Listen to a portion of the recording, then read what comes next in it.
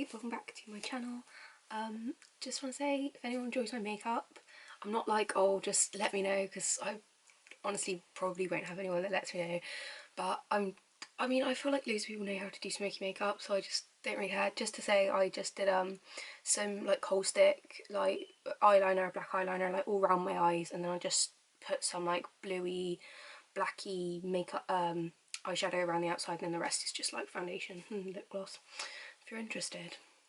And I've got these like little dangly earrings on because I feel like I'm just repping today. I feel like I look cute, and I got my little crystals because I enjoy crystals.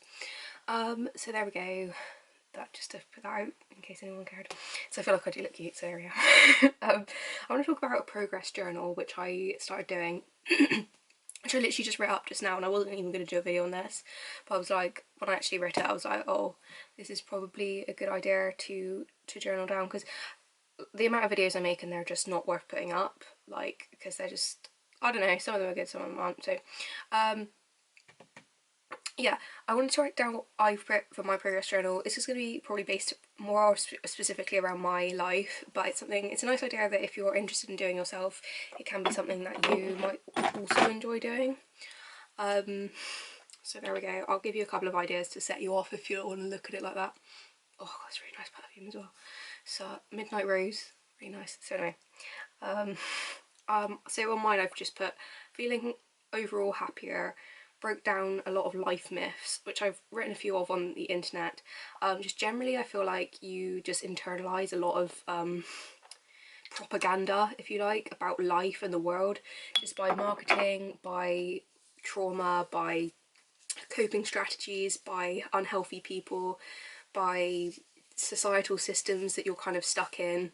You know, like, for example, I've done videos on egos and stuff, but apparently when you're at school, just as an example, you can have lots of different ways your ego goes in order to cope with stress, and one of the ways that your ego can compensate for feeling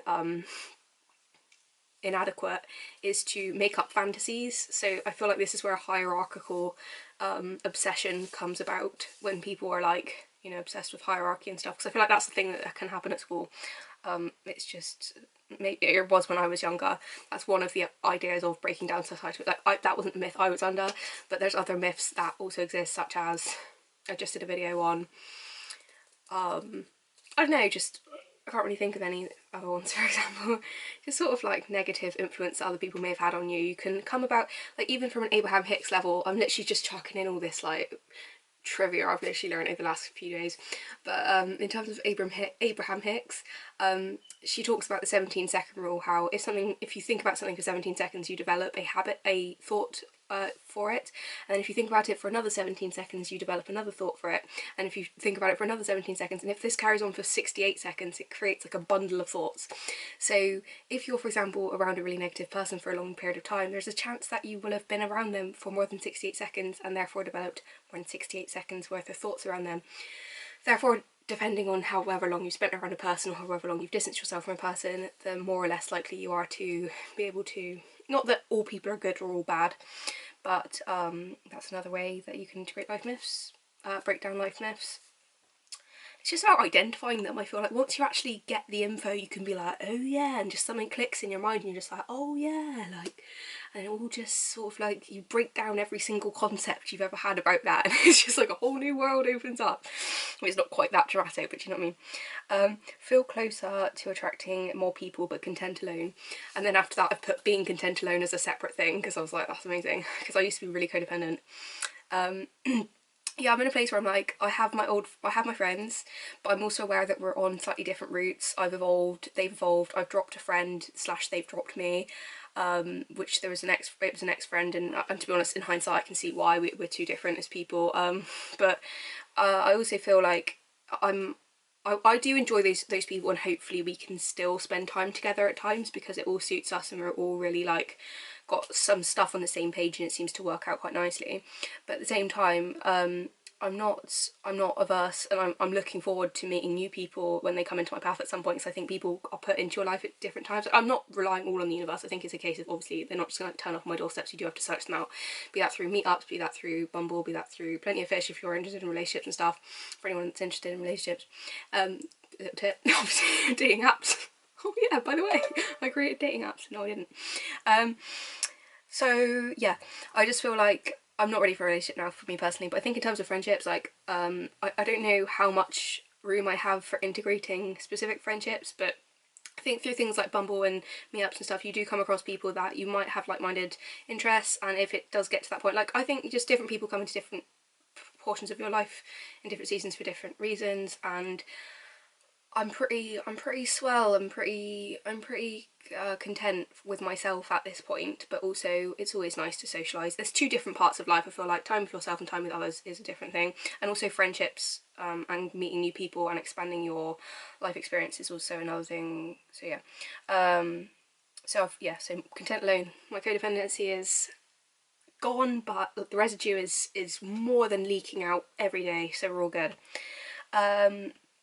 More self-esteem. I'm going to put also next to the more self-esteem, I'm going to put more integrated spirituality and more learned knowledge about spirituality. I came across all my crystals the other day. I feel so level because I've got my little like chakra pendant, my chakra ornament, and I've got all my crystals around here, so I might do an extended crystal video.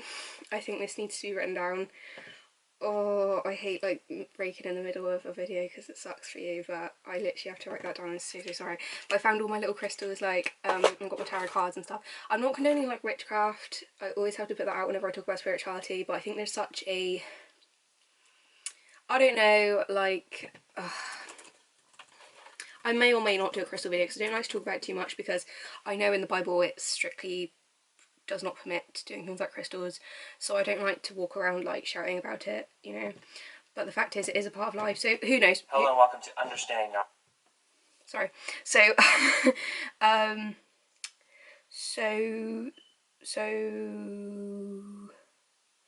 yeah, more self-esteem as well. I feel like, because I've always been a person that, I don't know if it's been conscious, and I think I haven't struggled from a self-esteem level in standing up for myself in situations, but I think I have struggled with self-esteem in terms of asserting myself. I think it wasn't that I was unable to understand what I thought or sort of stand up or stood out for my, I don't know, I just think my self-esteem just, it's not been down to the point where like, but it's just generally never been amazing, and I don't have a naturally high self-esteem, but I don't have a really naturally low self-esteem. I have different self-esteem in different ways. I think self-esteem is a complicated thing, but my self-esteem has definitely gone up with learning and incorporating different things into life. I've got to say, I did this really nice picture the other day. I don't know if I want to bring it up on my YouTube channel because it's just a bit cringy to like bring up, but I've started like drawing again and painting and stuff like that, which also helps my self-esteem. Or whether that's just my creativity, who knows. Not enjoying self-care but not doing it obsessively, because I think this is the reason, like I think this is so common with people in life that are into, like when I was younger I was into fitness, right? I had issues with food, I'm not gonna lie. I don't really want to trigger anyone, so I'm not going to talk about that, but I did have some issues which weren't as bad as some people's. I never got like, it wasn't really bad, but it wasn't great, but I think that's quite common. Moving on, I got obsessive about certain stuff such as self-care because I feel like it's such a good thing, but like anything that comes around in life, I feel like stuff can get twisted up, and especially when you're young and you've got a lot of other stuff going on, it's hard to differentiate what is a myth about certain stuff, like what is actually necessary and what you don't even know at that point, especially if you're not regulated as a person, which often people aren't growing up because they have issues, to actually be able to integrate sort of self-care and, you know, things that are healthy without being obsessive about it and without sort of making this idol of it. I think that was my issue. I think it became a bit of an idol and that was just not great for me. So there we go. That was also good. I just think self-care shouldn't be something to be afraid of. I think because I became a bit obsessive of it, it became something that I kind of like withdrew from a bit, which sounds kind of, and I don't mean basic self-care. Things like showers obviously come about, but I think even self-care is integrating a portion of, whether you're conscious of it or not, what I've noticed is even if I haven't been conscious of it, these things still happen. Like I seek out exciting things to do, I seek out happy things to do often anyway, and relaxation sort of comes with general life, luckily, because I've had sort of like stable lifestyle as an adult. But I feel like or as a child I was supposed to be going to school, which is like somewhat stable, isn't it? So there we go. But I feel like even like meditating or sort of incorporating like shopping time, luxury time. I want to do a separate video on how I'm like incorporating different. I just think I do this all the time, where I just sort of talk about lifestyle and stuff, but this is the kind of the stuff that I find enjoyable to talk about. So I just including things like taking myself out for like dinner. So like just so so things I do for myself that like I wouldn't usually do if I wasn't trying to go out my way to do it. Because I think when you're in a relationship, like I was in a relationship for a lot of my adult life, and in that I just kind of tended to do that stuff with other people, like just, and I never really used to do it for myself. So I think this is like a thing where I just have to learn to do it for myself, basically, where like it's part of my codependency. I was used to just doing it with another person. It didn't really occur to me to take myself out to dinner. I would just go out to dinner with my boyfriend. I would just go to the pub with my boyfriend. I would just go to the pub with my friends. And then, you know, I ended a friendship, and I didn't have anyone that lived directly near me. And I was like, screw it, I'll just go to the pub by myself. You know. So that's even part of self care. I feel like, or like incorporating more happiness. I'm even gonna write this on my list myself. Incorporating happiness and relaxation. I'm so sorry, I've literally written so much stuff on this video, which I shouldn't do. Getting over unhealthy thought patterns. Again, something I talk about on YouTube quite a lot. Just like when you're influenced negatively by any person, and that can be any person like that is negative to you, because we all have a different impact on each other. We all have different temperaments and reactions to each other, and I feel like just healing and learning to deal with ongoing through like the knocks about of life, which are going to come up within reason, to handle people, but also you can often integrate unhealthy thought patterns as a child, which are then carried on by default because we have a computer as a mind, and if you don't dispel those things, they kind of continue. So yes, getting over unhealthy thought patterns. Therapy can often help with this. I've had therapy in the past and that's been great. I'm ongoing like therapizing myself, immune system regulation, even like nutrition's a level of therapy, integrating emotions more consciously, stuff like that's therapeutic, whether it's like paying for therapy by a talking therapist or not, it's still therapeutic, and I think it's really important to have that. It's to some extent in your life, whether you want to call it therapy or not. Even like, you know, relationships are like a form of therapy, like positive relationships, like nature is a form of therapy. Do you know what I mean? Like whether you want to, it's just how you want to look at it. I'm putting nature on my list as well. My room is getting better, but again, it's not obsessive, because I literally, it was more of a thing, like I don't think I am an obsessive person at all, but I feel like when I was sort of like, I think you can be obsessive about like things like your room though. I feel like when, I think it's important to know the difference between I think just like obsessive stuff comes from a level of anxiety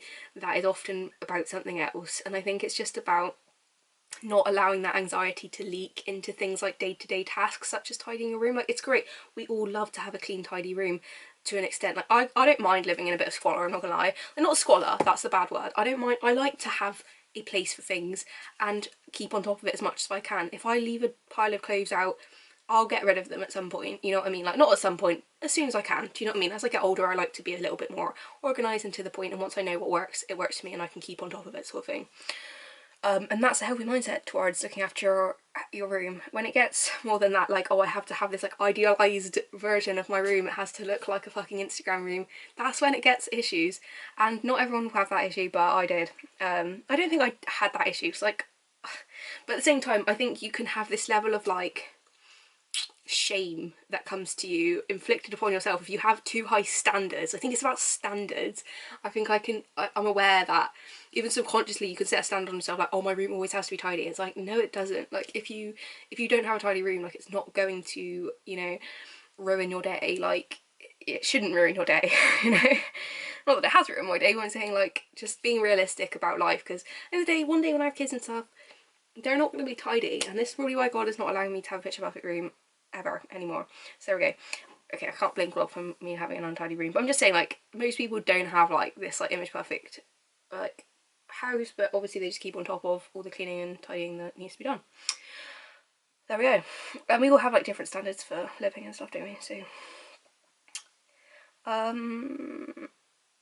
for example, like if you have like a child that's going to be shitting all the time, you're not going to be worrying about like dusting all the top of the, you know, surfaces all of the time on top of the cupboards. I mean, like you might get a cleaner for that, who knows. Been there as a cleaner, not as a baby. Not having a baby, I mean. So gaining and integrating better habits, I kind of already touched on that. Just sort of like just finding things that work for me and writing them down and recording them and being like, okay, journaling is like a thing that works for me. You know, just incorporating more of these things, because in the mental health service they call it stress bucket, and they talk about finding taps for the stress bucket. The stress bucket fills up with life, and if you have an extremely stressful life for whatever reason, the stress bucket will be more filled than the average person, and you need to find taps to handle this. Otherwise you can become, you know, have mental issues, or you can become addicted to things, or you can, you know, become depressed and all that sort of thing. That's the way they describe it. Not to talk about that too much because I'm not a licensed professional, but I am aware of the concept. So that is that. But I feel like when you do incorporate these better life habits, it just takes away stress. Because I wrote down what stressed me out, and I don't know whether this will be a video. I'm gonna do a whole probably separate video possibly on this, but I saw a video on how to deal with stress, like at the time, because obviously everyone's stress is different, and I wrote down all the things that were stressing me out and why, and then what I could do moving forward. And when you do this, it sort of is it's helpful to pinpoint those things. So I realised one of the things that was stressing me out was things like my room and not being on top of things like my washing, or on top of things like my cooking, on top of things like my money, you know, things like that. And once you realise that, you can put things in place in order to be on top of those things and not allow it to stress you out. And these things change, you know what I mean? When different things come about, different things change. Like if you're doing a certain job, certain stuff that's going to stress you out is going to be surrounding that job. It's not going to be surrounding other stuff. And then finding hobbies slash career you enjoy. I'm still figuring out whether it's feasible for me to do my upcycling business, which I'm still like doing.